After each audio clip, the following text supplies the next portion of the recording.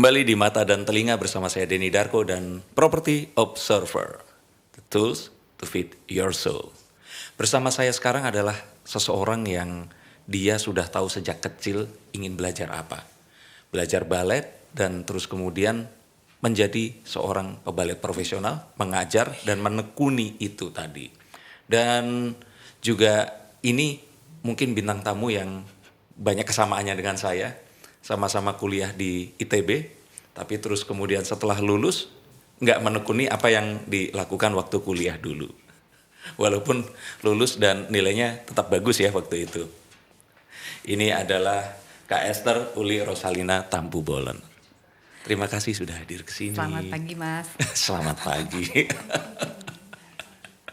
Ini pasti banyak banget yang bisa diobrolin dan cocok karena kita kan berbagi kampus, berbagi kemurtatan juga. Ya. Tapi sebentar, kalau namanya itu Rosalina Uli Tampu Bolon, yang jelas kan Batak kan. Nah, asli. Ya makanya Batak, tapi benar-benar orang tua dua-duanya Batak. Dua-duanya orang Batak. Kayaknya orang Batak yang pebalet juga saya ketemu baru sekarang ini. Ada sih sekarang. Bukan yang profesional, terus kemudian maksudnya kan nggak cocok gitu. Kalau Batak kan lawyer, ya kan. Ini kenapa kok ya mulai dari nama deh. Tadi katanya mau diceritain Uli itu maksudnya bagaimana? Bapak saya kan tentara ya. Yeah. Jadi selalu kan pindah-pindah. Mama tuh melahirkan anak tuh biasa nggak pernah didampingi papa gitu loh. Oh, karena bertugas di iya. mana? Terus kadang-kadang nama pun karena mama itu ditungguin sama adik-adiknya papa apa. Mama kan lagi biasa misalnya kan lagi antara fly gitu ya. Ini namanya siapa? Kadang asal nyebut aja tuh tante-tante dan semua keluarga ini. Si ini segala nama gitu ya. Dicatat lah gitu ya. Jadi kami taunya namanya saya tuh sampai saya SMA, makanya teman-teman juga taunya saya Rosalina Esther Uli sampai lupa. Esther Uli Rosalina Tampu Bolon. Yeah. Saya nggak pernah tahu tuh, karena kan kalau SD, STK sampai SMA kan yang daftarin sekolah orang tua. Nah begitu kuliah, saya kan daftar sendiri dong. Saya ambil akte. Kok nama saya cuma Rosalina Esther titik gitu loh. Di mana ulinya gitu ya kan. Nah ternyata kejadian sama adik saya juga. Oh gitu. Adik saya juga namanya, ini boleh disebut ya namanya? Mau ditelepon dulu ke adiknya ditanya. Ya karena namanya tuh semua orang di SD, di TK sampai SMA tuh taunya di SD sampai ya itu dia taunya teman-teman tuh namanya Rita Damaris Carolina. Oke. Pas dia daftar kuliah namanya Butet Carolina di aktenya. Nah itu lucu banget dan semua kami begitu gitu. Jadi karena ya jadi sekarang tuh kadang-kadang kayak teman-teman yang lama tuh taunya Esther Uli Rosalina Tampu Bolon, gak ada ulinya dan itu terbalik susunannya harusnya Rosalina Esther gitu. Iya. Nah, itu karena ya itu deh lucu banget deh itu pokoknya seperti itu. Nah, tapi tetap kan jadi hebat seperti sekarang, nggak masalah dengan namanya. Kalau hebat itu nggak bisa menilai diri sendiri loh, orang lain yang menilai. Dan pas saya baca kalau kita bilang di bio itu kan orang bilang itu prestasi, tapi kalau saya bilang itu milestone-nya yang banyak banget itu, dan saya pikir itu semuanya berhubungan dengan profesi yang sekarang kan. Jadi luar biasa gitu loh. Oke, tapi begini, ada yang unik di talk show atau obrolan ini karena kita akan pakai kartu tarot. Nah, loh, ini dia nih. Silakan diacak dulu. Dikocok? Iya. Ini kayak orang Batak loh. Oh iya. Orang Batak suka main kartu. Bagus. Kalau gitu cocok ini. Tapi ini gede banget, nggak bisa asal aja ya? Ya asal bebas. Nggak ada permainannya apa harus bagaimana kok. Oke. Ya. Oke. Itu ada 78 kartu, tiap kartu punya makna yang berbeda, tapi sama artinya di seluruh dunia. Jadi sudah disepakati artinya apa, kartu pertama apa, kedua apa, sampai ke kartu ke-78. Nah kalau sudah selesai diambil satu kartu terserah dari mana saja. Saya nanti akan nanya berdasarkan kartunya. Ini? Oke, ini ya. Ini kartu judulnya The World. The World. Ya. Yeah. The World itu menceritakan bagaimana siklus kehidupan manusia. Bahwa kita itu pasti terlahir dari bayi, terus kemudian jadi anak kecil, remaja, dewasa, tua, terus meninggal nanti. Ini mengatakan bahwa dalam hidup itu tidak ada kata mulai dan berhenti. Jadi sebenarnya satu siklus itu berhenti, berpindah ke siklus yang berikutnya. Kita juga menganggap kalau kita meninggal di beberapa agama samawi yang percaya kalau Tuhan itu ada dan satu, itu ini juga bukan kehidupan satu-satunya. Setelah ini kita akan ada kehidupan berikutnya lagi. Nah, mengetahui ini memang benar ya, dari dulu kecil itu memang sudah tahu akan jadi seorang pebalet. Maksudnya apa yang membuat kok balet? Misalkan kan bisa saja tari tradisional Batak. Nah, ya kan lebih dekat tuh seperti itu. Atau lahir di mana waktu itu? Di Jakarta. Jakarta, kan bisa saja tarinya tari yang berbeda gitu. Kenapa kok tari dan kenapa kok balet? Nah itu juga tuh. Sebenarnya tuh saya kan agak petakilan ya. Petakilan, apa sih petakilanku? Iya ini apa namanya, kayak ya nggak bisa diem. Nggak bisa diem. Nah, dulu waktu kecil nggak ngerti balet kan. Iya. Yang tahu tuh kungfu. Oke. Dulu apa tuh? Condor Hero ya apa? Iya. Itu ya berseri-seri ya kan. Keren banget. Ini apa? Sintiao Eng Hong. Itu. Sama Sintiao Hiap Lu. Nah itu kan. Sama ya zamannya ya. Yang anak-anak nggak tahu sekarangnya. Oh enggak, itu zaman ibu saya. Oh, tolong deh. Tua banget. Ya, jadi saya tuh pengen kayak gitu ya kan. Wah kungfu nih keren banget, terbang. Wah gini kan ya. Karena saya seneng banget kayak gitu. Saya tuh dari kecil memang nggak pernah masalah dengan motorik kasar gitu ya. Tapi motorik halusnya rada-rada. Anak keberapa? Anak keempat. Oh keempat. Sebelumnya tapi ada kakak perempuan?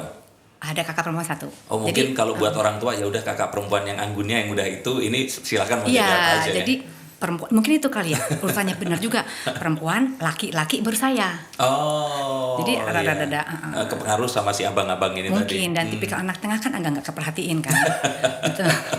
Adik saya langsung jadi ya udah dibebasin aja seperti itu kan. Nah terus saya pada saat adik saya ini agak feminin orangnya. Agak agak kayak perempuan lah gitu ya. Yang perempuan. butet tadi. Si butet tadi.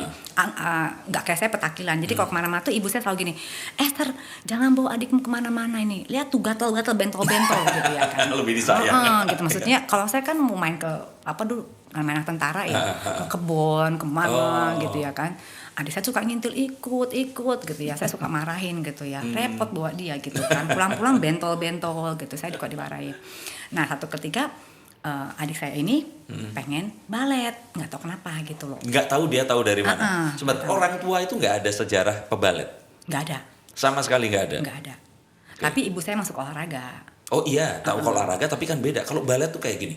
Saya kebayang kan kalau tentara pindah-pindah, itu berarti kan bukan yang rumah-rumah mewah dan sebagainya, itu berarti kan di seperti barat gitu, asrama kan. Iya. Dan kalau hidup di situ berarti kan lihatnya ya sesuatu yang bukan terus kelembutan dan keindahan. Orang harus tegas, disiplin, semuanya seperti itu. Balet itu kan, ya disiplin ada. Tapi maksudnya kalau orang lihat itu kan, ini tuh art banget gitu loh. Itu adik dari mana dia tahu balet? Nah itu saya belum tanya sampai sekarang. Dia tahu di mana saya nggak tahu. Tapi dia sekarang nggak jadi pebalet? Nggak nerusin maksudnya. Nggak nerusin. Oh, cuma belajar tapi profesinya bukan di situ. Nggak di situ. Oke. Nah, terus setelah adik tahu balet tadi? Balet, terus mama nanya, Esther kamu mau apa ini apa? Ayo, nggak mau, saya maunya kungfu. Saya bilang gitu kan ya. Loh, kok kungfu gitu ya kan? Terus udah deh kata susah cari kungfu di mana gitu ya kan?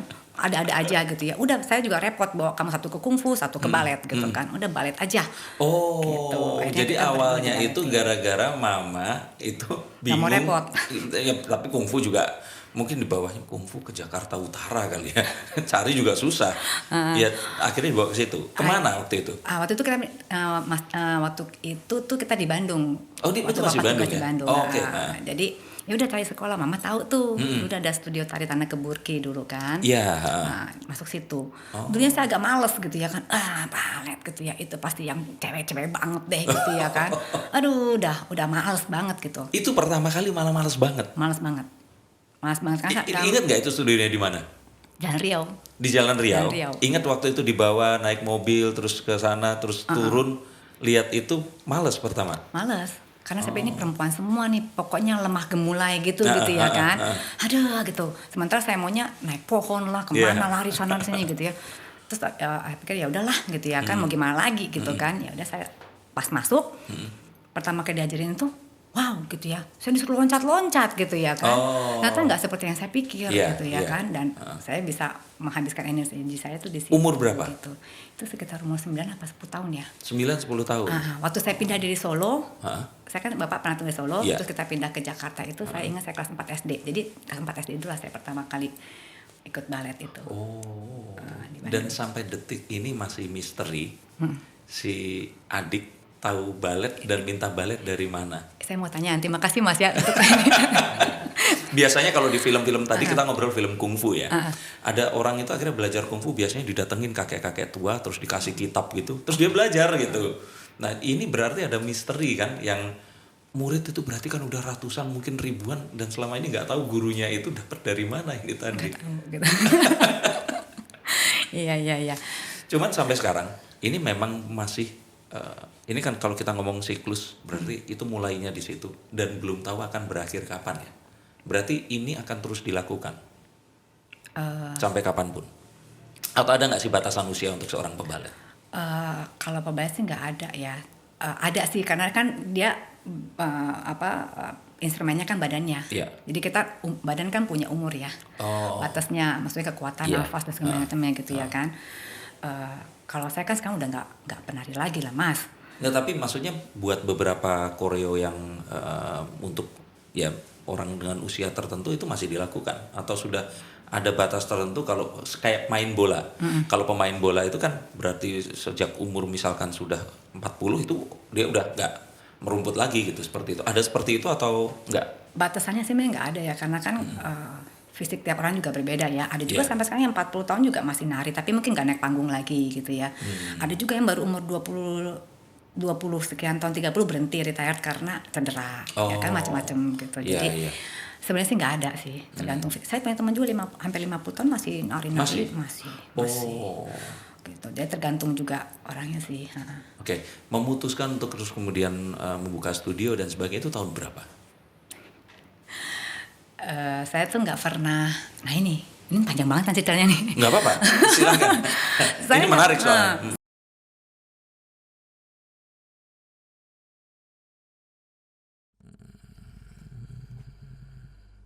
Lagi nonton. Sorry nih, ganggu sebentar. Saya mau cerita. Jadi biasanya saya sering syuting di luar ruangan dan belum lokasi yang kadang berpindah-pindah, kadang bikin muka ini lengket, berminyak dan aduh, kusem. Cuci muka ya pakai sabun mandi, cowok gitu loh. Habis sabunan badan langsung pakai untuk muka. Tapi ya memang jadi bersih tapi bikin kulit muka kayak ketarik. Kalau syuting indoor masalahnya lain lagi. Berjam-jam di luar ruangan full AC ternyata bikin kulit jadi kering banget. Selama ini belum kepikir pakai produk perawatan karena kebayang cowok kan ngapain pakai dan kalau pakai kan pasti ribet. Sampai akhirnya ketemu sama si Dr. Series ini. Penasaran karena waktu itu positioningnya adalah produk untuk he, she, me. Apa maksudnya? Ternyata produk ini bisa digunakan untuk pria dan juga untuk wanita. Can you imagine? Simpel penggunaannya. 3 langkah mudah untuk keriput nanti dulu. Untuk bikin kulit muka terjaga, kulit tampak segar dan gak gampang keriput, lakukan 3 hal ini. Siap? Yang pertama, cuci muka menggunakan face recharger. Kemudian lembabkan kulit dengan day and night face food. Praktis karena bisa buat krim pagi sekaligus untuk krim malam. Dan terakhir, gak kalah penting, lindungi kulit dari sinar matahari dengan face shield. Praktis ya, apalagi kalau kita mau traveling cukup bawa 3 produk ini untuk perawatan dan perlindungan kulit seluruh keluarga, nggak beda-beda. Ini juga bisa dipakai berdua dengan pasangan loh. Dan kalau sudah punya anak remaja, dia bisa ikut pakai juga. Belinya di mana? Nah, yang mau beli bisa langsung ke website www.drseries.id atau bisa juga di official store kita di Tokopedia and Shopee. Oke, silakan lanjut lagi. Tapi order dulu ya. Saya nggak pernah punya pikiran untuk buka studio. Sama halnya juga saya nggak pernah kepikiran saya jadi guru balet gitu loh. Nah, coba dijelaskan, kok bisa? Saya ya itu tadi karena saya juga awalnya kan memang nggak mau jadi pebalet ya, mau jadi kungfu gitu kan. Tapi ya udah akhirnya dimasukin situ ya udah saya sekolah, saya belajar. Kemudian saya kuliah kan, kuliah juga gitu. Nah di kuliah ya saya tetap latihan juga gitu kan, tapi masih belum punya kepikiran akan bakal di situ. Sebentar, gitu. Sebelum kuliah, saya ada satu sumber yang sangat bisa dipercaya. Itu waktu mau kuliah, Bahkan waktu memilih itu kan kayak diitemin tuh. Di detik itu katanya belum tahu mau kemana. Kok tahu? Siapa tuh itu? Jadi akhirnya udah deh pilih ini aja deh.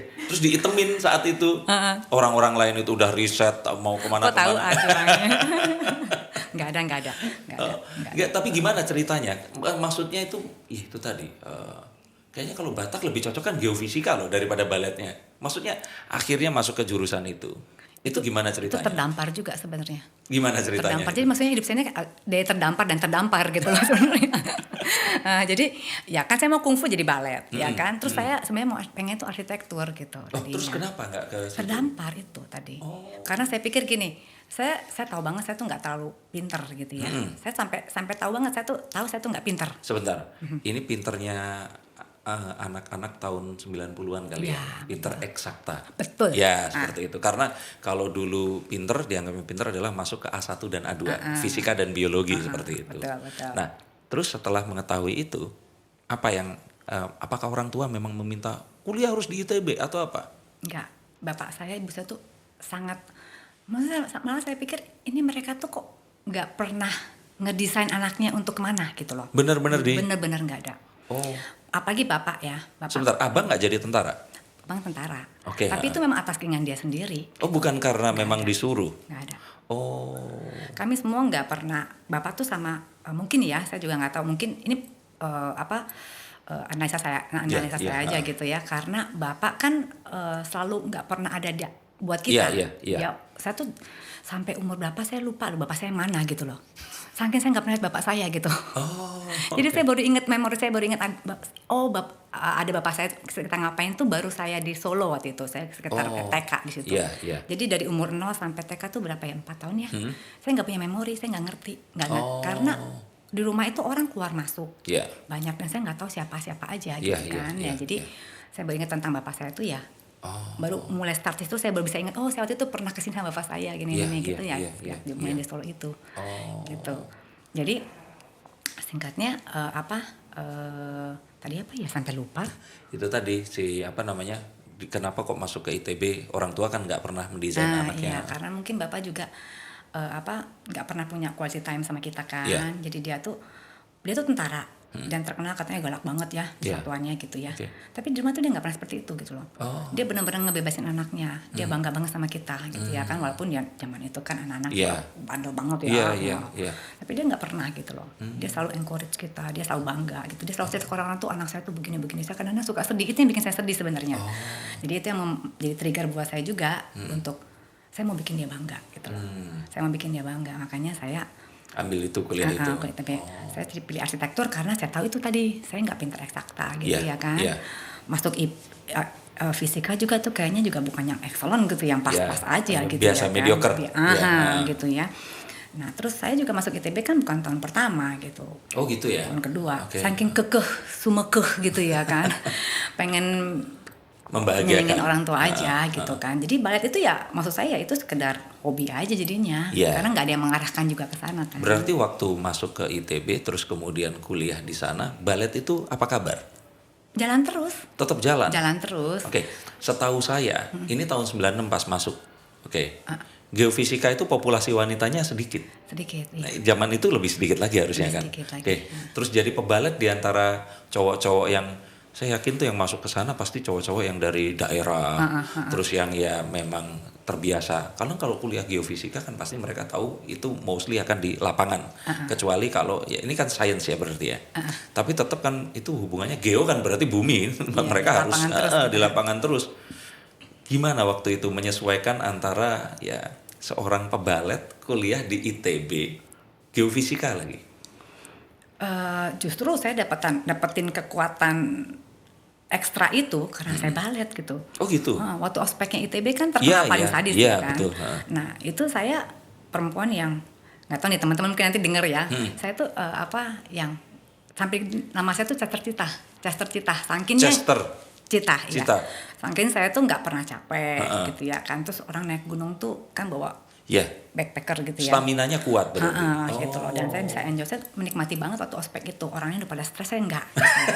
Saya menikmati banget gitu. Karena guru bahasa kan Aduh, nanti dia denger lagi ya. Guru saya kan tegas banget gitu ya kan. Udah biasa, saya digituin tuh biasa gitu. Nggak, saya juga tahu itu kan mereka cuma sengaja gitu aja gitu ya kan. Nggak ada perasaan apa. Yang lain tuh udah apa ya? Stres ya? Stres, ada yang black out juga saya sampai. Akhirnya saya bantuin teman-teman juga gitu loh. Boleh, nanti saya mau nanya, berarti kalau bisa begitu, balet itu lebih kejam dibandingkan ospek dong. Tadi kan bilang ospek ITB itu kejam. Emang iya? Lah itu aja biasa. Apalagi balet. Nah kita nanti akan ngobrol. Oke. Tapi nggak apa-apa. Silahkan diacak dulu kartunya. Acak lagi. Biar ada pertanyaannya lagi nanti. Aduh. Oh jadi pertanyaan berdasarkan kartu? Iya. Seru-seru nih. Oke. Diambil lagi yang mana? Nah. The Ace of Cups.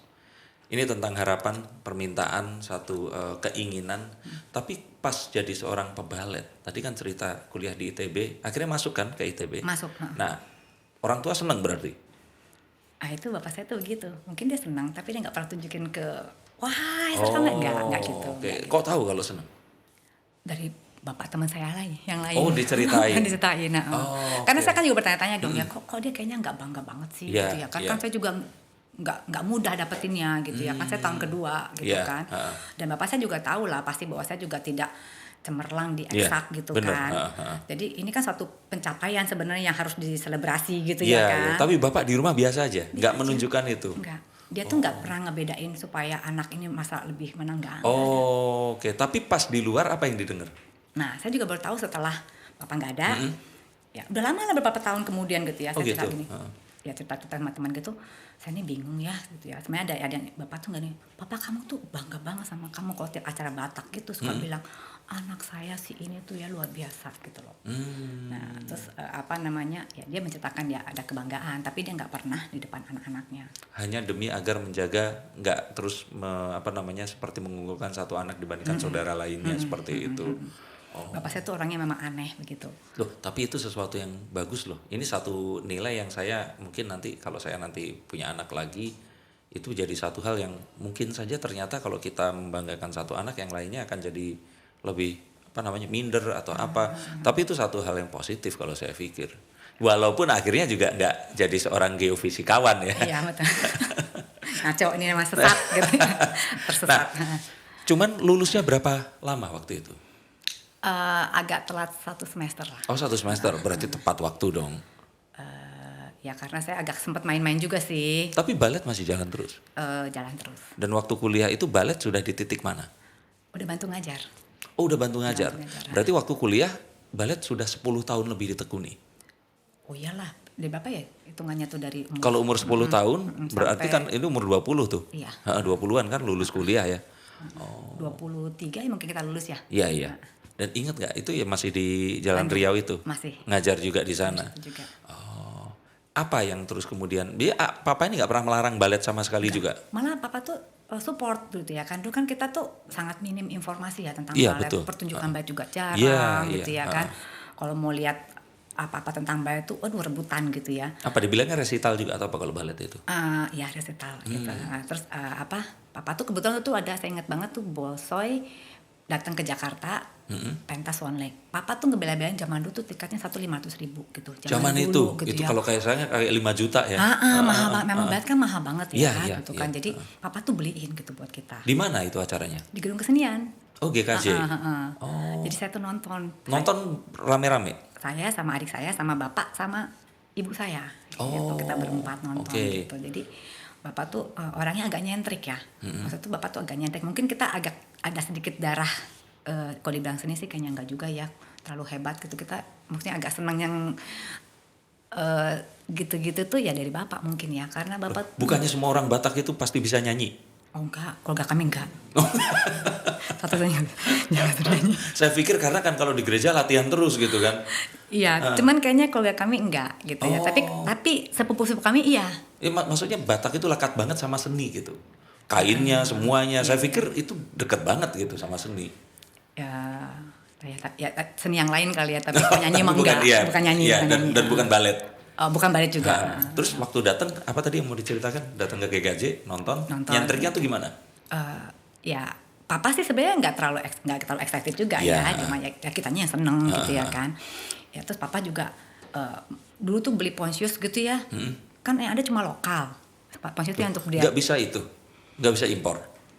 Import dulu gimana sih masuknya ya? Dulu kan jalannya susah banget ya kayak gitu ya. Betul, Kayak sekarang tinggal. Iya, kalau dulu kita harus isi kayak apa namanya katalog. Pokoknya ribet banget ya. Terus kita juga mau cari tokonya di mana juga di mana coba. Internet aja cuma di kampus yang punya, ya kan. Antri kan dulu di di perpus. Iya, terus kalau mau cari tokonya di mana beli majalah. Majalah importnya juga kadang-kadang kan nggak ada tentang balet gitu ya kan. Jadi benar-benar apa ya? Hitam legam gitu ya, nggak ada informasi apa tuh. Ada temennya yang keluar negeri gitu, mau nggak dibimpa tuh? Papa bilang, iya. Jadi papa yang NTT. Walaupun ukurannya nggak fit ya. Ya karena kan nggak bisa datang ke sana terus nyobain langsung. Jadi papa supportnya seperti itu sih. Sepatunya masih ada sampai sekarang juga? Iya, yang pertama itu ada. Tapi luar biasa banget. Nah, setelah itu tadi nonton, berarti itu zaman kuliah atau enggak? Yang pas itu zaman SMA kalau nggak salah. SMA. Berarti pas kuliah sambil ngajar. Terus waktu kuliah itu kepikirannya memang sempet untuk udah deh nanti mau nekunin ilmu aja deh, balet akan jadi hobi aja, atau memang sudah ya udah ini saya melakukan ini untuk nyenengin orang tua aja, atau gimana di tingkat-tingkat akhir terutama? Kalau buat saya waktu itu ya karena memang belum ada gambaran juga tentang baletnya kedepannya mau ngapain gitu ya, tapi saya ngerasanya gini, sepanjang saya di balet itu rilis stres gitu loh. Kan di kampus ITB itu kan stressful banget ya. Saya tuh selalu secapek apapun tuh saya lari ke sini. Saya nari-nari gitu ya, fresh lagi gitu loh. Jadi buat saya itu ya buat menyimbangkan saya aja waktu itu sih gitu loh. Nggak pernah kepikir pun untuk menerusin itu. Saya nanya begitu karena kita apa ya, kan sharing the same moment waktu tahun-tahun 90-an terus 90-an akhir itu kan saya juga belajar sulap, sama juga belajarnya dari VHS itu, terus dari majalah dan sebagainya. Terus mikir kan, nanti ini terus cari duitnya dari mana? Tapi sempet nggak waktu itu kepikir, ini kalau saya tekuni terus, cari duitnya dari mana? Nah itu tuh, saya tuh nggak pernah mikir untuk cari duit sebenarnya. Jadi bener-bener cuman ngerilis stres aja itu? Rilis stres aja. Terus jadi saya tuh gini, saya tuh kalau banyak tawaran itu saya memang nggak pernah nge-set up gitu ya. Kayak saya ngajar tuh lumayan, saya dulu tuh inget banget zaman itu ya, saya bisa ngumpulin uang dari saya ngajar itu 10 juta loh. Oh ya? Iya. Itu kan besar ya. Banget. Maksudnya bukan dari orang tua loh, itu keringat sendiri gitu ya. Dia ngajar nari, terus saya juga ikut, saya waktu kuliah tuh saya ngajar matematika, les-lesan. Oke, sebentar. Sebagai pembanding coba saya tanya. SPP-nya berapa? Pasti masih 300.000. Waktu itu satu semester 250.000. Nah, benar. Kalau sudah nggak ada praktikum, turun separohnya. Iya, makanya kebayangkan dulu saya aja masih 600.000 waktu itu. Iya. Cuman saya 375. Nggak, tapi itu tadi berarti 10 juta itu gede banget. Gede, iya. Jadi saya waktu lulus itu saya udah punya uang 10 juta, gitu, tabungan. Iya. Dari macam-macam. Saya tuh dulu waktu zaman dulu itu memang saya tuh nggak pernah berpikir untuk cari uang sih. Cuman saya suka aja ngajar, ternyata disuruh ngajar dapat uang kecil-kecil sih, ya kan, dikumpul. Terus teman ada yang nawarin store, ini saya punya murid gitu ya, murid fisika, matematika, anak-anak SMP, SMA waktu kuliah. Saya nggak bisa handle lagi, take over aja deh ke kamu, gitu ya, kamu ambil. Ya udah, gitu sekalian. Nah, terus di situ saya juga belajar ngajarin orang. Terus kadang-kadang saya kan suka gambar tuh, walaupun nggak bagus juga sih. Ya kan? Makanya tadi pengen masuk arsitektur ya. Untuk menghindari matematika sebenarnya. Loh, arsitek ada matematika juga loh. Nah, tapi kan nggak. Dasar ya, cuman TPB. Iya, dan dia kan memakai apa ya? Kalau saya bilang pakai rumus jadi ya. Iya betul. Saya menghindari itu, ternyata saya masuknya ke yang bikin sendiri rumusnya kan, aduh ampun deh, itu saya struggle banget. Iya makanya. Jadi nggak suka sampai suka gitu. Makanya kalau saya bilang nih kayaknya hidup saya ini terdampar terus gitu ya kan. Tapi berusaha untuk survive. Nah itu yang makanya saya tuh selalu gini, kalau udah ada selesaiin gitu loh. Karena kita kan nggak pernah tahu ya ujung dari hidup kita ini apa. Betul. Ini sesuatu yang mungkin anak-anak zaman sekarang itu, karena memang saya nggak bilang kalau mereka kualitasnya ini ya lebih rendah, enggak, mereka kualitas jauh lebih bagus dibandingkan kita, tapi zaman ini membuat pilihan itu banyak sekali. Betul. Betul. Jadi untuk menyelesaikan satu hal itu tantangan yang berat. Bahkan mungkin saya kalau lahir di zaman ini belum tentu saya akan jadi kayak Jadi apa sekarang. ya? Mungkin saya lebih loser gitu loh. Ini sesuatu yang ini susah banget karena ya sesuatu yang kalau kita tanggung jawab memulai sesuatu dan harus sampai selesai itu ya mungkin yang pengen kita sampaikan ya ke zaman yang sekarang ini karena dulu itu memang berbeda sekali. Nah, pas akhirnya lulus, setelah lulus kan kalau di ITB kan kerja tuh gampang banget ditawarin banyak kan waktu itu. Ada namanya kalau nggak salah pekan interaksi industri kan. Nah, terus kita datang, kita bisa ngelamar di situ. Nggak kepikiran waktu itu?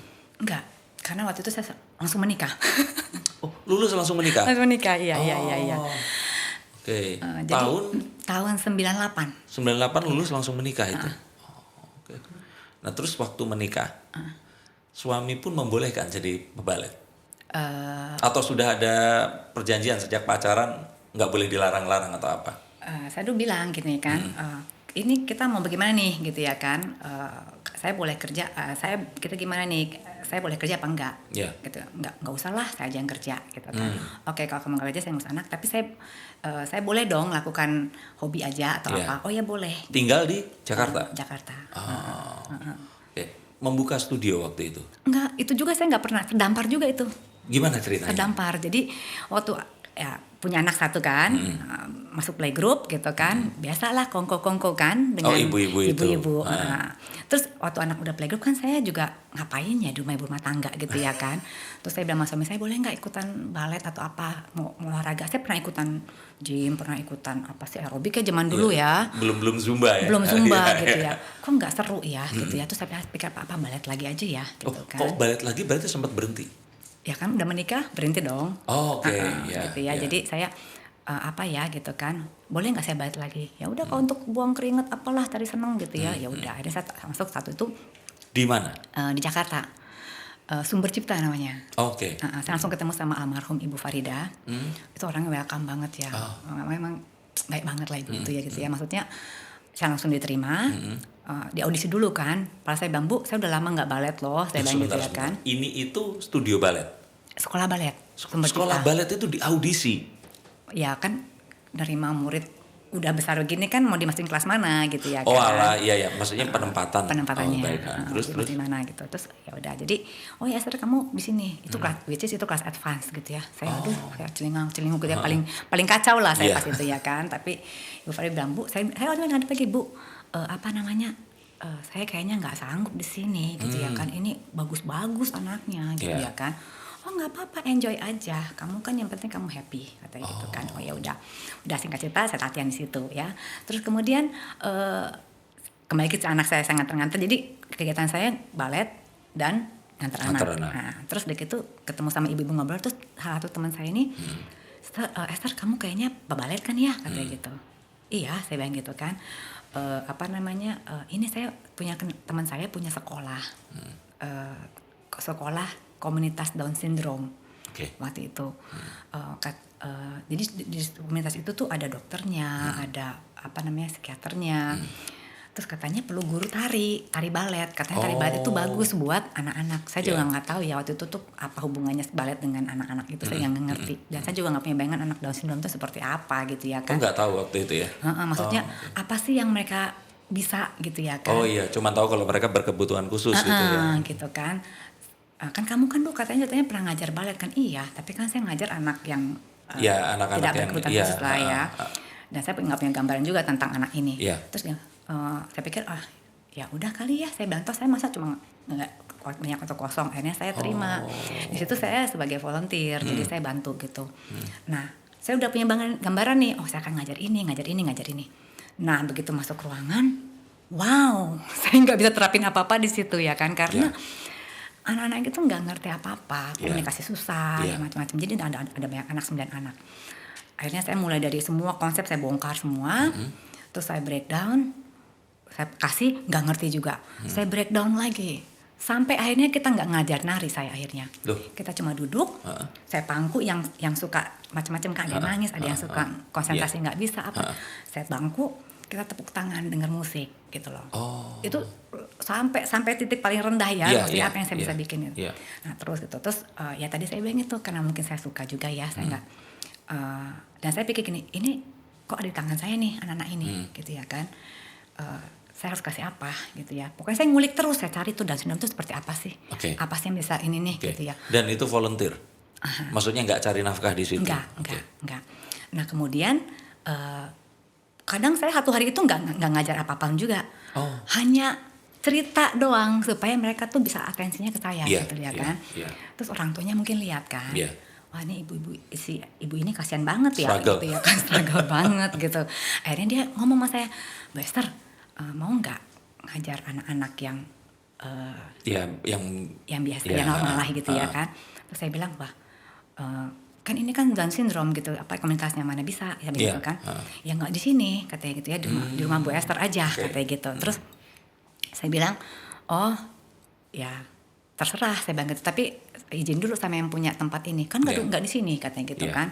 Oh ya udah, tapi waktu itu saya nggak anggap gimana ya, ini kan kayaknya cuman karena nggak enak aja lihat saya, anaknya tuh bener-bener saya rawat kayak ini gitu ya, kadang-kadang kan ingusan kemana-mana gitu jadi ya. Jadi sebenarnya itu babysitting ya di babysitting, situ. Nah benar. Terus udah gitu akhirnya bener seminggu atau 2 minggu kemudian dia ketemu saya di tempat itu, Esther udah siap ngajar belum? Ini muridnya udah ada. Lah kan saya shock. Ya kan, lah mau belajar di mana? Gitu kan, rumah saya juga nggak punya tempat. Harus ada cermin, terus ada barnya itu. Gitu ya kan. Ibunya bilangnya, mereka tuh bilang di garasi pun nggak apa-apa katanya gitu kan. Waduh, saya bilang, di garasi gitu. Sebentar, di titik itu sampai akhirnya ngajar kan pasti ada ketakutan gini nih. Kalau saya di pesulap ya, itu adalah emang kalau belum kayak apa ya, tempatnya nggak proper dan sebagainya, lu harusnya kan nggak boleh ngajar. Ada nggak ketakutan begitu waktu itu? Kayaknya saya nggak deh, preman. Nggak ada. Karena kan kadang kalau di seni seperti ini, semua orang tuh memiliki. Dan beberapa orang yang merasa kalau dia itu, seni ini harus dilakukan dengan seperti ini. Nah sedangkan ada beberapa orang seperti saya ini yang ya kondisi apapun kita harus bisa, karena semua orang berhak untuk belajar. Iya betul. Nah, kayaknya Kak Esther lebih kayak yang sesuai dengan saya tadi ya. Iya. Jadi akhirnya di garasi itu. Di garasi. Nah, terus suami saya bilang, kok di garasi kan repot ya. Itu kan Oli suka netes gitu ya kan. Masa setiap hari kita mau Rumah di mana itu waktu di Pejaten. Oke. Jadi ya udah di ruang tengah aja. Waduh, saya bilang ruang tengah nih gimana? Ya udah semua barang digeser waktu itu. Akhirnya ruang tengah rumah dikorbankan untuk itu. Anak berapa waktu itu? Baru dia 1. Oh, yang kembar belum lahir? Belum lahir. Oke. Nah, jadi di situ kita mulailah saya ngajarkan. Datang 7 orang nih. Hari pertama dikumpulin ternyata 7 orang. Umur berapa itu? Nah itu umurnya sekitar berapa ya? Mungkin 9-10 tahun kali ya. Saya lupa juga. Berarti sekarang udah seumur sama anaknya Esther? Lebih senior lagi. Tapi ada yang jadi pebalet? Nggak ada. Jadi dari 9 pertama itu memang hobi ya waktu itu? Iya. Oke, lanjut terus. Nah terus, dan itu orang tuanya ini terus mencari gitu loh.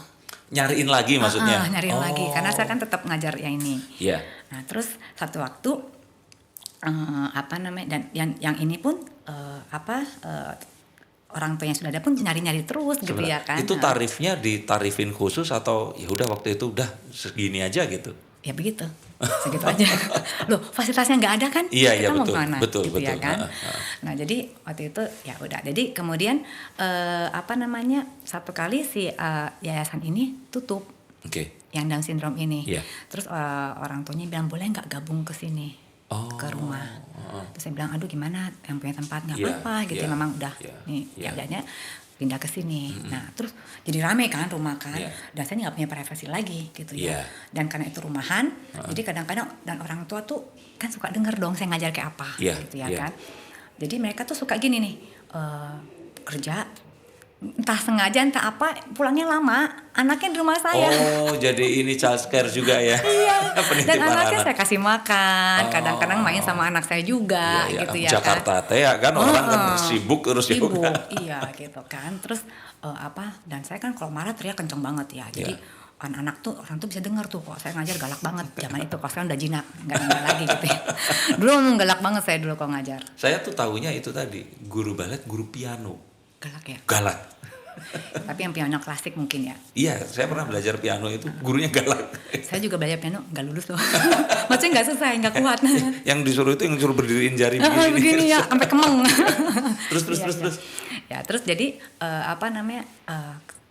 Jadi gini, ya tadi tuh mesti sungguh hati ya. Maksud saya tuh mesti passion ya. Saya nggak tahu passion, mungkin lebih ke apa ya, tanggung jawab ya. Kalau kita udah mutusin kita ambil, ya selesaiin gitu. Tapi ya kan yang diambil kan yang ngajar balet, bukan terus jadi child care tadi itu atau tempat penitipan anak.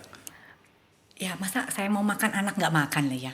Iya tahu, tapi artinya berarti kita pun sampai di titik bahwa oh ya sudah, memang ini selain ketulusan ya saya harus mengerjakan ini gitu loh. Iya. Jadi sampai satu ketika tuh saya nggak merasa wah nggak bisa lagi nih gitu ya kan saya juga kan abis ngajar banyak kelas tuh kan capek ya. Iya. Pengen rebahan leyeh-leyeh Iya. gitu ya kan, tapi anak masih di situ gitu. Terus kemudian jadi saya bilang sama suami, kita sewa ruko bisa nggak gitu ya, itu hitungannya gimana katanya gitu ya. Suami saya nggak mau ngitung lah ya, dia kan memang bukan saya ngitung, saya sempat konsultasi teman-teman saya juga gitu, kok gini mah udah bisa laster gitu ya, tapi selama banget karena kan saya bukan nggak bisa berbisnis ya, saya cuma bisa ngajar gitu ya kan. Saya agak ragu, tapi teman saya bilang bisa ini mah, ayo katanya gitu kan, kamu maju. Akhirnya saya sewa ruko di situ di daerah Pejaten juga. Masih ada itu sampai sekarang? Masih. Berarti udah berapa lama? Sampai sekarang udah mau 18 tahun, 19 tahun ya. Dan itu berarti setelah Krismon dong ya? Iya, setelah Krismon. Oke. Jadi ya seperti kita pindah ke sana gitu kan. Awal-awal tuh saya udah pokoknya itu yang penting semua operasionalnya tertutup. Saya nggak dapat apa-apa nggak apa-apa. Oke. Gitu. Ya. Nah tapi ya perhitungan saya nggak pernah mikir mungkin kalau hitungan dagangnya kali harus break even-nya atau balik modalnya gitu ya kan. Saya emang nggak mikir ke situ gitu. Yang penting ruko ketutup dulu. Terus saya punya pegawai cuma satu, bagian terima telepon sama bersih-bersih. Sama saya sendiri, saya ngajar. Sebentar, itu agak susah loh punya pikiran seperti itu, di mana ya sudah yang penting BEP udah ya imbang. Semua mas. Iya, orang kan pasti mikirnya kan saya meluangkan waktu, tenaga dan sebagainya, dan otomatis waktu itu kan sebenarnya kalau orang-orang yang lain bisa penuh menyayangi anak satu gitu kan. Nah ini kan berarti harus membagi waktu kan, tapi nggak pernah kepikiran untuk cari profit dari situ waktu itu? Nggak pernah. Suami nggak keberatan? Mungkin dia nggak saya happy kali ya, maksudnya saya nggak pernah komplain gitu kali tentang apa yang saya kerjain gitu ya. Happy-nya kayak gimana sih, coba kalau diceritakan? Apakah pernah dalam kondisi capek terus tiba-tiba ada yang harus ngajar atau apa happy-nya kayak gimana menggambarkannya? Bukan ya saya, dirimu. Ya namanya kalau kita kan suka kadang sakit ya. Misalnya kita sakit atau banyak pikiran gitu ya. Begitu saya ngajar itu bisa lupa gitu loh. Ini bukan karena dirimu itu saking cinta ke balet terus memake up ini agar enggak beneran. Ini bener, makanya saya pikir ini rada-rada aneh nih gitu. Karena saya punya sinus ya. Iya. Sakit di sini kalau misalnya udara terlalu dingin tuh saya suka mulai pusing gitu. Tapi kalau di balet itu walaupun AC dingin bisa hilang. Nah tapi begitu selesai ngajar mulai nyut lagi gitu kan, lucu ya. Saya nggak tahu itu apa ya itu penjelasannya tuh. Ya berarti itu tadi fokusnya memang ke sesuatu itu ya. Saking memang cintanya dengan itu tadi. Iya seperti itu. Luar biasa loh itunya tadi. Jadi studio balet itu sudah dari 18 tahun dan akhirnya semua itu diboyong pindah ke sana. Rumah berarti normal lagi ya, kembali lagi. Iya. Ingat nggak waktu masih baru buka itu murid sudah berapa? Baru buka di ruko nih. Ya start dari 30 orang itu saya pindahin. Oh gitu.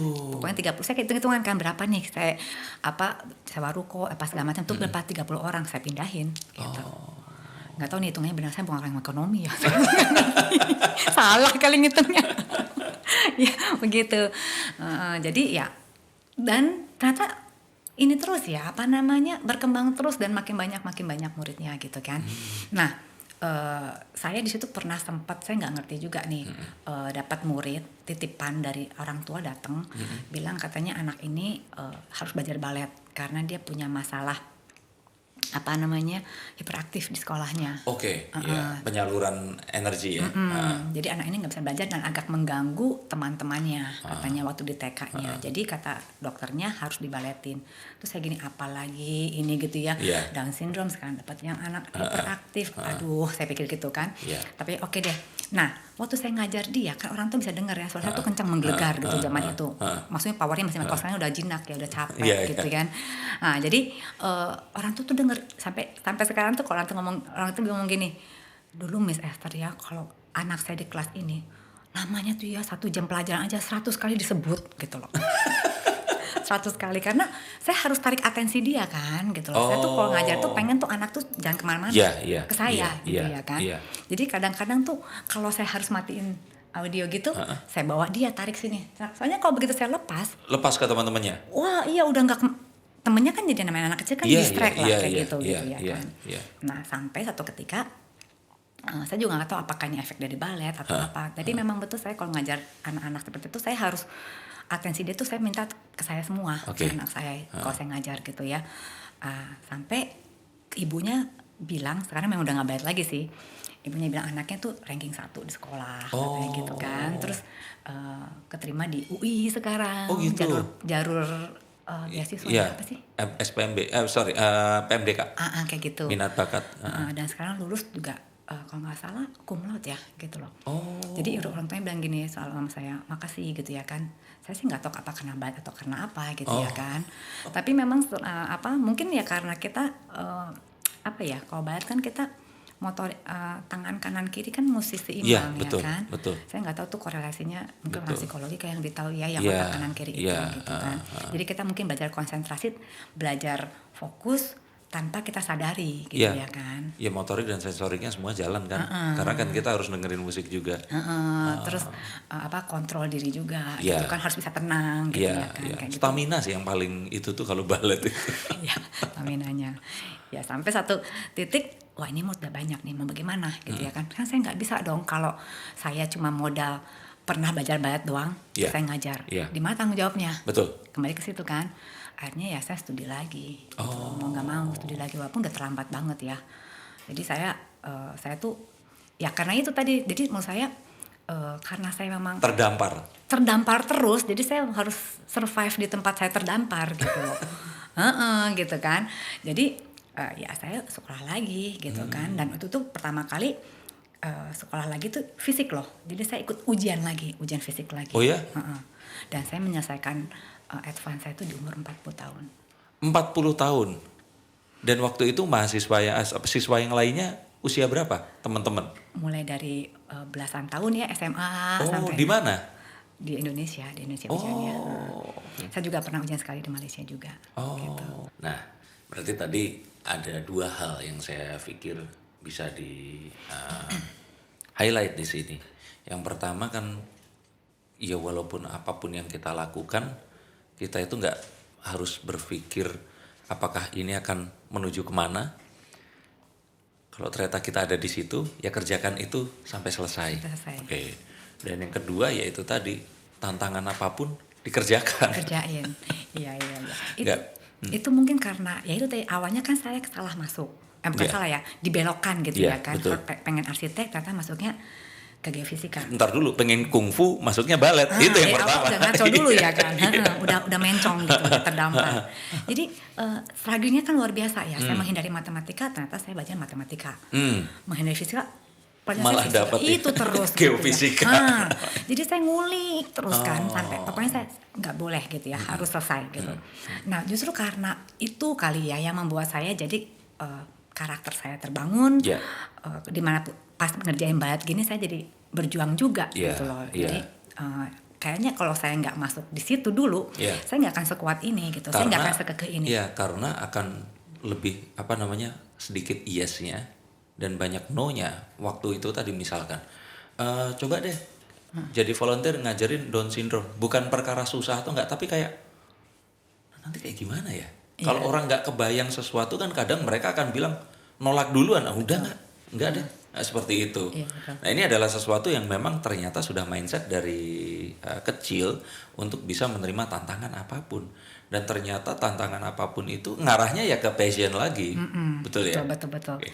Kayaknya memang passion yang narik kita kali sebenarnya ya. Jadi walaupun mau kemana kembalinya ke situ. Walaupun akhirnya tadi nggak ada kata terlambat. Di umur 40 tahun baru mengambil itu tadi ya. Baru lulus advance-nya. Oke, kartunya diambil lagi. Aduh, ini makin seru nih. Cuman kalau dari tadi, ini kalau kita lihat kayak ngobrol sama ibu-ibu Sunda. Karena logatnya juga logat Bandung, seperti itu. Abis situnya agak rada Nyunda juga ngikut. Coba Jawa, nanti ngikut lagi Jawanya. Oh, Solonya ya? Wes. ya. Ya. Oke. Nah, the Five of Cups. Five of Cups ini ada gambar cups tentang ya? cups itu perasaan. Makanya cups, the world, dan ini Five of Cups. Kalau di kartu tarot itu ada perjalanan dari 1 sampai 10. Sama kayak sebenarnya kartu remi itu diambil dari kartu tarot. 1 sampai 10. Nah, biasanya 1 itu awal, 10 itu akhir, 5 ini tengah-tengah. Ini tengah maksudnya. Ini tengah-tengah, dan di gambar ini diceritakan satu orang yang dia ini mendapatkan 5 kesempatan, 3 dicoba gagal, dan 2 masih ada, tapi dia ini lebih fokus kepada hal yang gagal ini tadi. Jadi kartu ini kayak kartu peringatan bahwa dalam hidup itu kita juga mengalami apa yang namanya kegagalan. Ya sampai kayak tadi pengen masuk arsitektur, masuknya geofisika, pengen belajar kungfu malah dapatnya balet dan sebagainya. Nah, dalam akhirnya mengajar ini semua, itu tadi yang kalau dilihat kan kayak ini nama itu kan ada nama-nama, itu berarti certified-nya balai ya atau apa yang Arab dan sebagainya di belakangnya. Oke. Dari semua pencapaian ini kan kalau kita meminta untuk melihat hal-hal positif yang kita sudah capai dalam hidup. Selain tadi saya seneng banget tadi pas dengar cerita tentang ada satu anak yang hyperactive terus kemudian dia bisa sekarang lulus cum laude dari UI. Nah, semoga nanti anaknya nonton juga. Apa selain itu? Pencapaian yang mungkin ini bukan sesuatu yang sifatnya penghargaan, bukan yang sifatnya itu saya pernah perform jauh sekali di Siberia seperti itu atau apa. Nah, ada pencapaian lain nggak yang kira-kira semacam itu? Yang di hati itu puas. Yang kalau momenmu cerita ini tadi itu sama kayak mungkin momen almarhum papa waktu cerita tentang anak gue itu hebat. Dia itu masuk di ITB. Nah, ini momenmu cerita itu tadi seperti itu. Apa ya? Kalau saya sih yang bikin saya senang itu sebenarnya bukan titik akhirnya ya, tapi prosesnya. Kalau semakin proses itu semakin jelimet gitu ya, dan saya bisa lalui gitu ya. Terlepas dari hasilnya apa, itu buat saya sesuatu banget gitu. Oh, okay. Itu buat saya gitu. Jadi ya kayak ini tadi kan, saya lulus advance itu selesai itu di usia 40. Gitu. Jadi saya latihan juga tuh latihan 3 tahun berhenti dulu karena kan ngurus anak, melahirkan lagi jalanin aja gitu. Jadi saya dapat saya juga belajar juga gerakan itu karena saya harus transfer kan ke murid saya gitu. Jadi saya harus mesti belajar.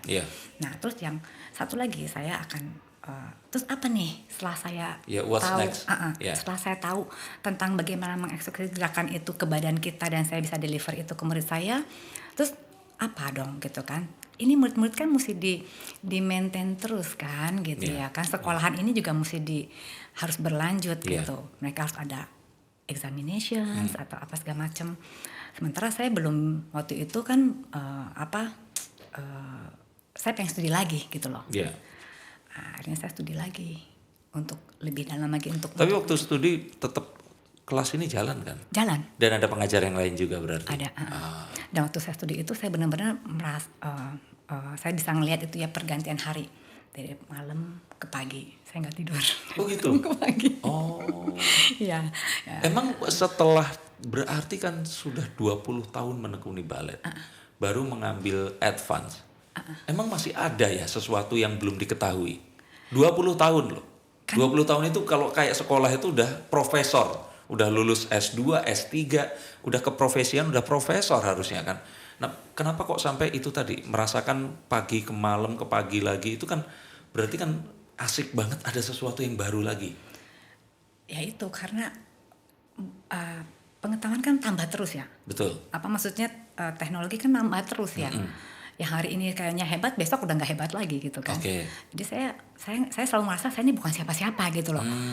Saya ini pendatang dari Bandung ya, kota kecil. Saya ini siapa mau berjuang di Jakarta dengan segala macam pebalet yang jago-jago gitu ya kan. Di Bandung juga saya nggak terkenal juga gitu ya kan. Nggak ada yang tahu juga saya siapa di Bandung. Terus saya harus ke Jakarta dan perbaletan di Jakarta itu menurut saya wow banget gitu ya kan. Berarti saya mesti harus bagian dari tanggung jawab saya juga karena saya punya murid gitu ya kan. Sebenarnya lebih ke situ sih, bukan buat pencapaian diri, tapi tanggung jawab itu tadi. Saya ini murid mesti terlepas dari dia mau jadi apa nanti, mau jadi pebalet atau enggak. Tapi bagian saya adalah saya bertanggung jawab dong memberikan yang apa yang terbaik yang saya bisa lakukan gitu. Iya, betul. Nah, tapi menariknya di situ tadi, saat seseorang mempelajari sesuatu, itu sama kayak misalkan orang belajar balet ini tadi. Berarti nggak semuanya itu yang dari 100% yang akan jadi pebalet mungkin cuma 80%. Mungkin cuma 10-20%, betul. Mungkin lebih sedikit lagi. Lebih sedikit lagi. Oke, berarti sebenarnya balet itu belajar apa? Yang untuk anak-anak ini tadi. Kalau misalkan ada seseorang mau menyekolahkan gitu seperti itu. Kalau mungkin perempuan yang mau sekolah, mungkin butet ya itu. Itu mungkin berpikir, aduh lucu banget kayak princess pakai tutu, cantik, iya, gitu ya. terus jinjit-jinjit, ya kan seperti itu. Begitu latihan kan kayak di camp konsentrasi kan, diteriakin, di ini berdiri salah kalau nggak salah pakai ada apa? Yang saya lihat di film-film itu, tapi berarti belajar apa? Yang pasti kita belajar disiplin ya. Oke. Tapi di sekolah juga ada disiplin toh, Iya, nggak spesial berarti iya, ya. iya. Terus kerja keras. Terus kita merasa di reject. Kadang-kadang kita kan nggak jelek gitu ya. Iya. Tapi kita bisa dealing dengan itu dan kita recover. Dan kita ini lagi itu kan di pekerjaan kita sering di reject ya sama orang. Acceptance ya, berarti penerimaan ya. Terus udah gitu kita teamwork juga. Oke, ya. Terus ini yang saya alami dan Iya. saya coba bentuk itu ke murid-murid saya. Terus kemudian kerja di bawah tekanan. Oke. Tetap fokus di bawah tekanan. Itu kalau kita ngajar, saya waktu dulu ngeriak di sini, gimana bisa fokus gitu ya kan? Iya. Tapi tetap harus itu ya. Terus sakit hati dong. Iya. Ya kan? Betul. Diteriakin, dipermalukan di kelas kadang-kadang, walaupun mungkin maksudnya guru nggak mempermalukan kan, tapi mungkin itu kita mesti bisa recovernya gimana, kita mesti bisa dan kita bisa kembali lagi berlatih lagi gitu kan. Nah jadi kalau menurut saya sih banyak nilai-nilai hidup ya yang bisa kita nanti perlukan untuk di hidup dimanapun nanti kita ini. Baik, menyimpang sedikit. Sama kayak misalkan mahasiswa sekarang masuk ke ITB kayaknya nggak ada ospek. Oh ya? Iya. Kalau gitu saya. Nah, balet dulu sama sekarang berarti lebih sadis dulu. Gurunya sih ya kayaknya ya. Betul ya? Betul, gurunya ya kan. Saya sendiri ngerasain gini, saya sendiri udah berubah. Dari murid-murid saya yang pertama, itu militan banget mereka. Sampai sekarang tuh enggak. Sampai murid saya yang ada sih beberapa murid yang di pertengahan ya, yang masih merasain saya seperti singa itu. Nah, dia masih ada sampai sekarang. Dia sampai ngomong gini, Miss, aku tuh kangen loh lihat suara Miss menggelegar kayak dulu gitu ya kan. Kok sekarang kamu nggak pernah begitu lagi gitu ya kan. Terus saya bilang gini, saya capek, saya bilang gitu kan, kayak gitu buat apa, saya bilang gitu kan, anak sakit hati, kadang suka ngadu juga sama orang tuanya ya kan, dan sekarang kita kan juga nggak bisa ini ya, nanti kena lapor lagi ya kan. Iya. Dulu jujur saya kan pernah setelah lulus pernah kerja juga kayak misalkan bikin project interior seperti itu, karena kan memang jurusannya di situ. Diomelin klien sampai ke diomelin yang lebih senior dan sebagainya, sampai dikatain ya ini konstruksi salah, dulu sekolah IP-nya berapa sih? Ya seperti itu. Itu sering terjadi dan ya kalau zaman dulu kan ya memang ya sudah mau dikatain seperti itu ya kita jalanin gitu. Cuman akan berbeda dengan anak-anak sekarang ya. Baper. Bukan, tapi itu tadi misalkan kita peringatkan handphonenya nggak bisa ditelepon. Tapi kita yang butuh jadinya. Ya. Betul. Jadi ya akhirnya kan segala hal itu mengikuti zaman. Karena memang mereka pun sekarang ini bisa mencari informasi juga di tempat lain. Kayak misalkan kuliah gitu. Dulu kalau misalkan di kuliah umum gitu, misalkan di GKU ya, itu GKU. tempat duduknya kayak ini bioskop. Terus kita dikasih tahu misalkan jadi rumus Newton yang pertama ditemukan itu adalah ini. Anak-anak sekarang mana gampang percaya. Mereka keluarin handphone, mereka googling. Terus saat nanti ternyata itu beda, mereka akan nggak percaya lagi sama kita gitu. Ya. Sesuatu yang mungkin perbedaan zaman. Itu akhirnya berakibat ke sesuatu nggak di balet ini sendiri, dan akhirnya Kak Esther ini menekuni ini tadi. Iya sih, jadi kita juga mesti cari cara terus ya. Dia terus apa sih yang bikin mereka tuh tertarik gitu loh. Ya, dan itu ternyata memang sudah didapatkan sejak ngajar si anak-anak Down syndrome itu tadi. Karena itu kan berarti kebayang nggak, dulu gue diajar guru gue seperti ini nggak bisa, ini nggak bisa. Akhirnya kan terus berinovasi ya. Betul. Iya. Oke. Ya, jadi apa namanya? Tapi memang tantangan untuk ngajar anak sekarang itu seperti itu gitu ya. Kita nggak bisa lagi pakai cara lama gitu kan. Iya, makanya yang ada nanti mereka cabut. Benar banget. Jadi kadang-kadang kita bingung ya, mana nih yang mau kita duluin gitu ya kan? Iya, kita yang harus ikut beradaptasi karena jumlah mereka lebih banyak. Nanti kalau nggak kita punah. Punah, betul. Silakan diacak lagi. Aduh. Ini sampai berapa kartu nih Mas? 5. Udah pertengahan nih. Iya, pertengahan sudah dilewati. Oh gitu. Ini Mas nggak susun kartun tadi ya? Kok kayaknya mirip-mirip semuanya? Semua mirip. Jadi kartu ini kebetulan diambil dari ilustrasi Alkitab, tapi Alkitabnya yang Alkitab Roma. Jadi cerita tentang Yesus, tapi yang kita ambil dari cerita Romawinya. Gitu. Coba saya ambil. Oke. Nah, ini bukan cups lagi, Bukan tapi cups lagi. The Ten of Coins. Jadi Ten of Coins ini tentang kondisi keuangan, kesehatan tubuh kita dan semuanya. Jadi kalau yang berhubungan dengan ini berarti kan setelah sekian lama akhirnya Kak Esther ini mendapatkan semua ini tadi. Satu, selalu dekat dengan keluarga. Ya kan, karena dikerjainnya ya bisa waktunya lebih fleksibel ya. Fleksibel. Secara keuangan juga akhirnya ya dapat uang yang juga nggak dibilang sedikit, nggak juga gitu. Tapi paling nggak dengan passion yang dijalani ini mendapatkan apa yang ya mungkin kan kita kadang mikir gitu, kalau dulu ya, akhirnya bekerja di bidang geofisika itu akan jadi apa, terus penghasilan itu akan membawa ke kehidupan yang mana dan sebagainya. Nah, kalau boleh saya tanyakan saat ini tuh apakah ini sudah di kondisi paling ideal yang diinginkan? Sekarang berarti kan kalau misalkan sebagai seorang keluarga, seorang wanita dalam sebuah keluarga, semuanya kan sudah didapatkan gitu.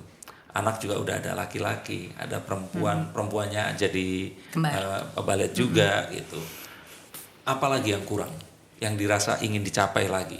Kalau tadi kan sampai harus umur 40 pun tetap mau belajar kan.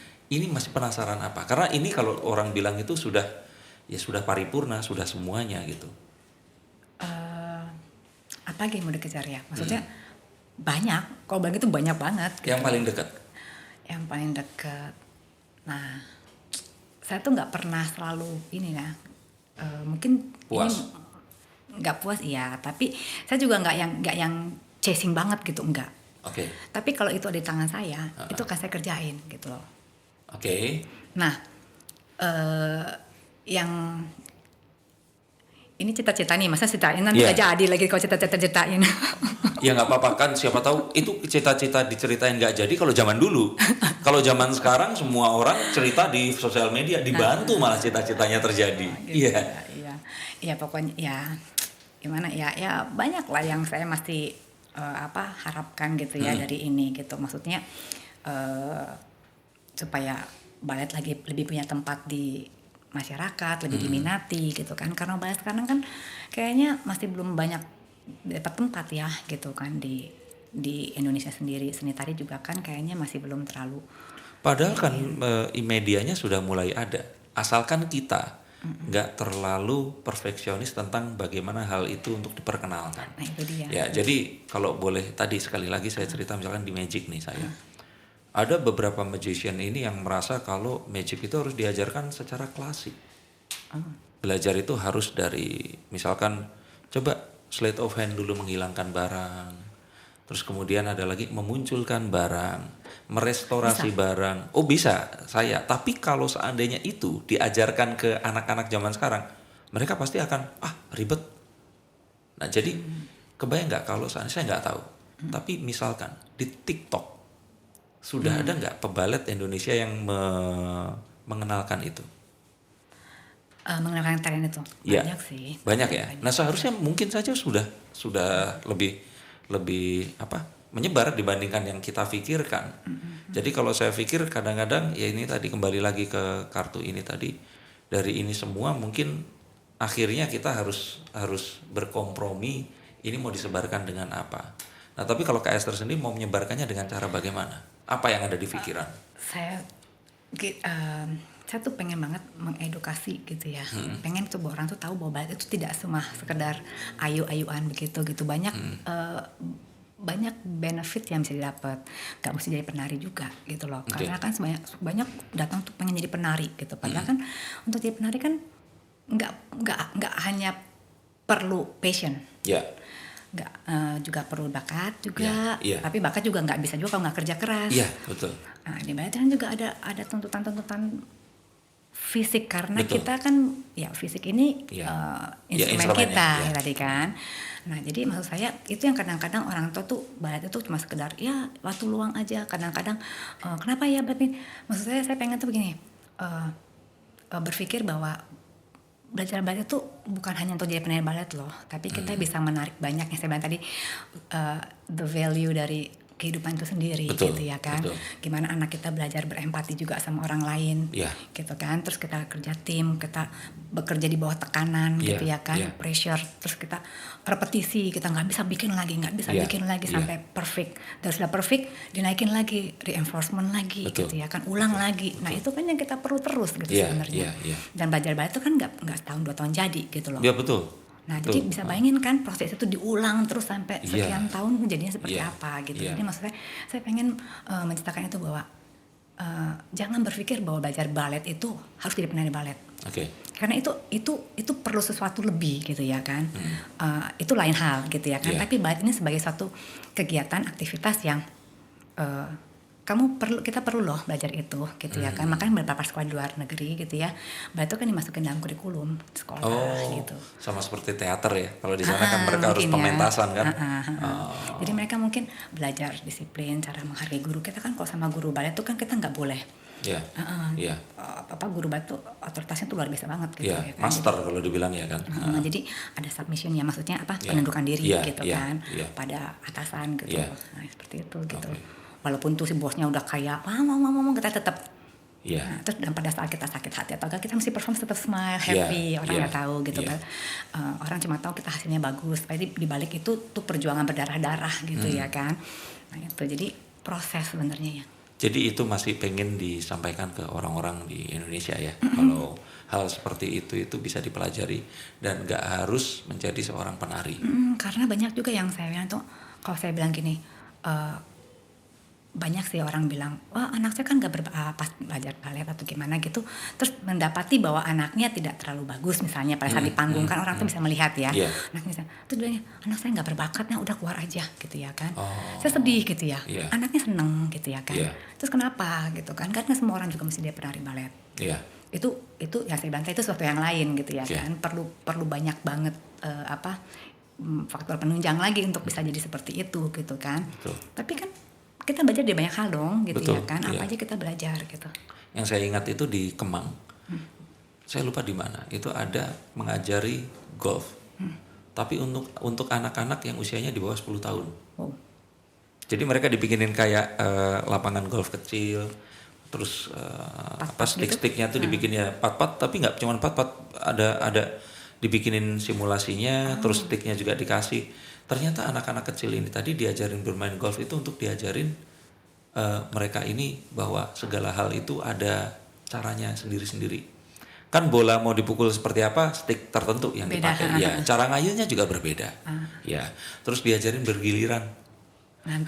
Terus diajarin untuk sportif. Kalau memang kalah, menang dan sebagainya. Nah, itu di luar dugaan ternyata mereka nggak diajarin jadi pegolf. Nanti mau jadi bisa golf atau enggak itu enggak urusan belakangan ya. Tapi setelah itu ada perubahan sikap. Si anak-anak ini tadi kayak habis mainannya ditata lagi. Terus diaturnya sesuai dengan warnanya, bentuknya dari kecil ke gede dan sebagainya. Mereka tahu order dan sebagainya. Ternyata itu tadi yang dikejar itu sebenarnya change of behavior-nya itu tadi. Iya, betul. Apakah mereka ternyata di situ, ini kok golfnya kalahan terus atau apa? Enggak di situnya. Iya, betul. Tapi ya memang mindset itu ya berbeda ya. Orang kalau lihat seperti itu kan berpikirnya selalu kompetitif, harus menang, harus bagus gitu. Betul. Tapi moga-moga ini bisa disampaikan. Kartu terakhir. Aduh. Tadi cups itu apa ya maksudnya? Saya lupa tadi. Jadi di kartu tarot itu ada 4. Yang pertama itu saya sebutin cups dulu ya. Cups air itu adalah lambang intuisi dan perasaan. Cups itu berarti air yang untuk kita, yang kita wadahi. Jadi cups itu tentang perasaan yang saat ini kita rasakan, kedepannya perasaan terhadap sesuatu itu cups. Nah, kalau seandainya koin itu health and wealth, kekayaan, kesehatan, kemakmuran, terus bepergian itu masuk di situ. Kalau pedang itu saya mulai dari tongkat ya. Kalau tongkat itu hope, harapan. Saya nggak ada tongkat ya tadi ya? Belum, karena mungkin memang sudah tercapai. Oh gitu. Nah sekarang semuanya tentang bagaimana perasaan, bagaimana kesehatan dan itu tadi kondisi keuangan. Dan kalau ini kartu Mayor Arkana, jadi langsung ngomongin tentang siklus kehidupan. Dan yang paling menarik kan yang di sini tadi. Saya tanya bagaimana kok bisa orang Batak belajar balet. Ternyata pengen kungfu, nyasar ke balet. Pengen arsitek, nyasar geofisika. Pengen ngajar balet, tapi ternyata ngajarnya tepuk tangan ya anak-anak berkebutuhan khusus Down syndrome. Tapi terus kemudian setelah itu dapet, ternyata jadi tempat penitipan anak. Jadi nggak semua jalan itu seperti yang kita inginkan. Tapi kalau kita selesaikan, eventually kita akan sampai di tempat yang kita inginkan. Nah kalau tadi yang Ace of Cups ini kan menceritakan tentang ini sesuai harapan ayah nggak sih? Sesuai dengan harapanmu, sesuai dengan keinginan selama ini. Karena harapan orang kan beda-beda. Dan ternyata pun juga selama ini dipikir papa itu biasa-biasa aja waktu berjuang masuk geofisika. Tapi ternyata beliau sangat bangga dan cerita ke semua orang di acara Batak itu tadi gitu kan. Nah terus kalau Five of Cups ini bagaimana itu tadi? Kehidupan kita yang akhirnya mendamparkan kita ke tempat yang nggak kita inginkan. Harus tetap kita lihat positifnya. Karena kalau dilihat negatifnya, tadi kan berpikir, ngabisin waktu nggak sih? Cuman mangku anak, terus ngajarin tepuk tangan. Perasaan orang lain juga bisa, nggak harus kayak Esther kan. Tapi ini kalau nggak melakukan itu, rukomu juga nggak akan ada. Semua pencapaian dan gelar-gelarmu itu juga nggak akan ada. Karena bisa jadi ada satu hari yang terus kemudian dirimu akan berpikir, udahlah. Aku nggak akan melakukan apapun, jadi ibu rumah tangga aja, atau mungkin jadi businesswoman atau apa. Dan kalau yang the Ten of Coins ini tadi kan buat gambaran bahwa dirimu ini adalah orang yang ya kalau seorang manusia, wanita udah mencapai semuanya. Hidup itu kayak ya sudah di tempatnya dan kalau dibilang berhasil ya sudah berhasil semua. Tapi di balik keberhasilan pasti ada mimpi dong. Karena tadi terbukti di umur 40 tahun pun masih mengejar sesuatu gitu. Barengan sama anak umur belasan tahun yang lain. Nah, artinya kan ini nggak akan stop. Jadi Chester citanya masih lari. Ya kan, itu yang saya ingin tanyakan. Nah, sekarang kita sampai di kartu yang terakhir. Apa nih penutupannya nih? The Hangman. Waduh. Apa tuh? Tergantung. Ya, ini ada satu orang tergantung dan dia nggak bisa berbuat apa-apa, bingung. Dan dia dalam kondisi seperti ini, apapun yang dilakukan itu salah. Nah, tapi ini bukan tentang dirimu. Tapi karena ini kartu terakhir, saya ingin meminta pesan, tips dan trik untuk orang-orang yang seperti ini. Karena jujur, kita pun dulu seperti ini. Kapan? Saat kita harus memilih. Itu tadi, fisika, geofisika, atau balet. Setelah lulus, ini mau mengerjakan, pasti dulu tawaran kerja ada banyak dong. Nah, kenapa nggak diambil? Kalau dibilang alasannya menikah, nggak juga. Karena sebenarnya kalau tanya ke suami pun pasti diizinkan. Nah, ada yang menarik saat kita tadi ngobrol itu kan, at least selesaikan dulu. Jadi, kalau seandainya orang bertanya tentang passion, ini tuh adalah orang-orang yang misalkan lulus SMA, terus mereka mendapati dirinya, misalkan nonton tayangannya Denny Darko seperti ini, terus pengen jadi YouTuber. Seperti itu. Nah, masih SMA pengen jadi YouTuber. Lulus SMA pengen jadi YouTuber gitu. Cita-cita ya. Ya, cita-cita. Padahal duit juga belum ada. Makan masih minta orang tua. Nah, menurut Kak Esther gimana? Ini kan posisi tergantung. Ayam atau telur. Kalau mereka istilahnya sekolah, mereka takut nanti habis sekolah. Iya, bukan. Nggak bisa jadi YouTuber. Tetap pengen itu. Iya, seperti itu. Nah, gimana kalau seperti itu? Ya, tadi itu saya bilang passion. Passion itu kan timbul dari apa yang kita dikasih ya. Yeah. Kita punya bibit masing-masing gitu. Okay. Kita suka gambar. Mungkin saya juga dulu ada sedikit kebiasaan nari. Yeah. Makanya saya tertarik. Akhirnya maksudnya nggak menolak juga saya untuk ke kungfu gitu kan. Berarti maksudnya ada itu saja, cuma belum muncul aja. Yeah. Nah triggernya ya saya ikut ballet. Jadi maksud saya jangan hanya passion gitu ya. Passion mesti diuji juga gitu karena yang nguji kan waktu ya. Di tengah-tengah nanti banyak tekanan. Apakah benar kamu passionnya itu? Nanti nyesel. Atau ternyata ngikut hype aja. Iya benar. Jadi maksudnya selesaikan gitu. Sekarang kamu tapi memilih ya. Tetap harus memilih. Sekarang siapa sih nggak pernah salah di dunia? Selalu pernah salah pilihan. Kayak saya juga gitu. Saya milih arsitektur. Saya pikir saya akan di situ. Pilihan saya yang kedua geofisika. Taunya dibalikin ke sini. Tapi kalau misalnya saya pilihannya biologi, mungkin saya dibalikin ke biologi atau apa saya juga nggak tahu kan. Tapi maksud saya apapun juga kamu harus memilih. Dan kalau kamu sudah memilih, terus kamu di situ keterima dimanapun juga, selesaikan gitu loh. Harus selesai. Kalau kamu ngata nggak bisa, apa nggak menikmati, berjuang gitu loh, selesaikan. Kamu pasti dapat sesuatu dari itu. Mindsetnya mesti dirubah. Kita belajar dari banyak hal gitu loh. Saya juga dulu pikir, aduh geofisika jadi apa nih gitu ya, gini, nggak kebayang gitu ya kan. Tapi saya jalin aja prosesnya. Dan sampai selesai. Sampai selesai gitu kan. Saya juga gila-gila gini asisten dosen juga saya. Jadi sampai selesai gitu. Kalau perlu jadi yang excellent di situ gitu. Jadi yang excellent di situ gitu kan.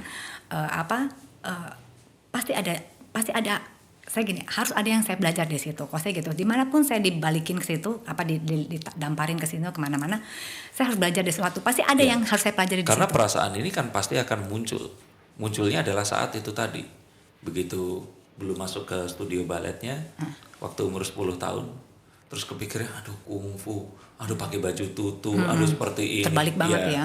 Si Butet sih happy. Gitu. Waktu itu Kak Esther kan mikir, aduh kok seperti ini. Tapi begitu masuk, akhirnya menyelesaikan. Terus waktu diminta untuk mengajar anak-anak berkebutuhan khusus juga kepikir kan, oh ya udah deh cobain.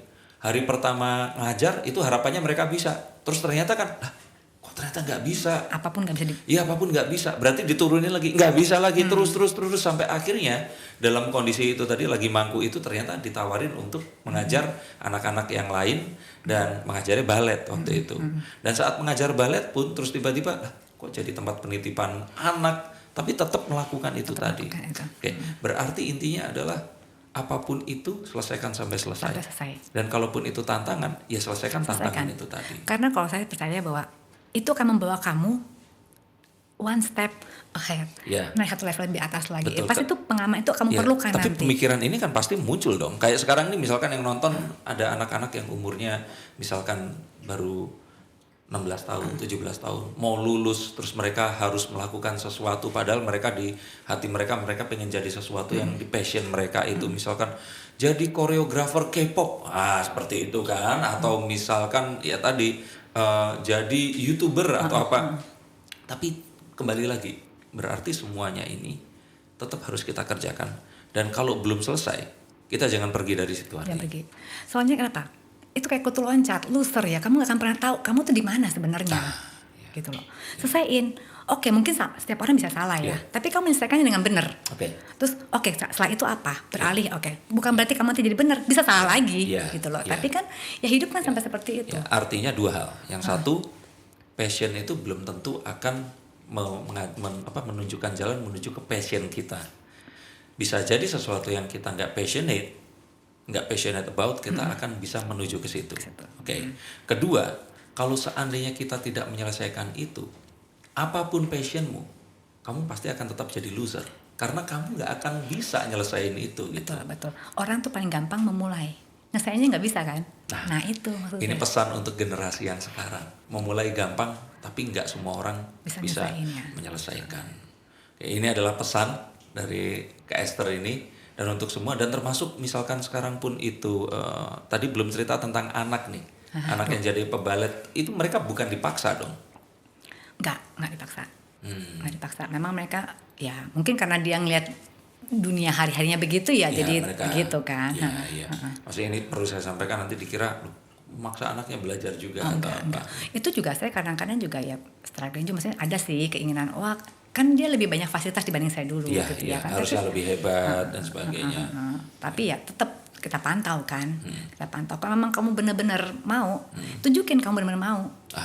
Karena passion itu bukan lapar mata yang saya bilang tadi gitu ya. Passion bukannya aduh lihat ini kan nih mata dan telinga. kita ngeliat, kita denger, jadi pengen. Iya, Tapi betul. apakah benar gitu loh? Iya, takutnya lapar mata ya di sini. Takutnya lapar mata gitu. Jadi harus diuji dulu gitu loh. Iya, Ujinya gimana? Ya masuk dulu, pilih mau yang mana. Bisa kelar apa enggak? Bisa kelar apa enggak? Gitu. Studio itu berarti di jalan apa? Pejaten. Pejaten ya. Jadi kalau mau daftar nggak harus misalkan punya ini tertentu. Maksudnya punya satu syarat tertentu atau Nggak ada. semua orang bisa. Semua orang mau belajar nari. Mas mau belajar nari? Mari. Loh, bentar. Laki-laki juga boleh. Karena laki-laki penari juga ada, Mas. Maksudnya di sini yang di Indonesia? No, di studio ini tapi terima murid laki-laki juga. Oh, di saya belum ada. Oh belum. ada. Oh, kalau saya tahu balet memang ada kan yang laki-lakinya Ada. buat pasangan seperti itu. Saya nonton apa Black Swan ya. Itu ada kan di situ. Ada. Tapi itu tadi luar biasa banget. Ini 5 kartu sudah dibuka dan pesannya itu tadi selesaikan sampai selesai. Karena kalau nggak selesai ya apapun itu mau ngaku passionnya apa kita nggak akan tetap selesai dan kita akan jadi loser. Betul. Oke, berarti kalau mau belajar itu sekolah baletnya namanya apa dan alamat lengkapnya dong biar ini lengkap gitu.